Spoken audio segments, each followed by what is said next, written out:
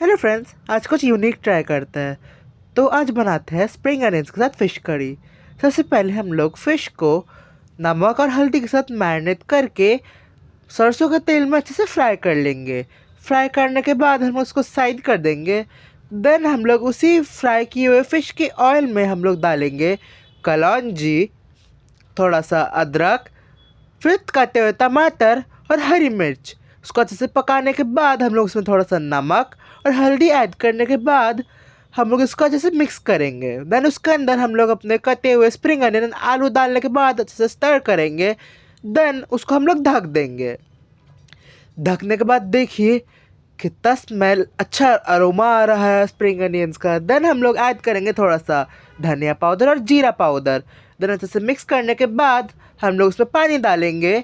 Then ढकने के बाद हम लोग ग्रेवी को उबालेंगे। देन इसमें हम लोग फिश डालेंगे एंड लास्ट में कोरिएंडर के साथ गार्निश कीजिए। एंजॉय।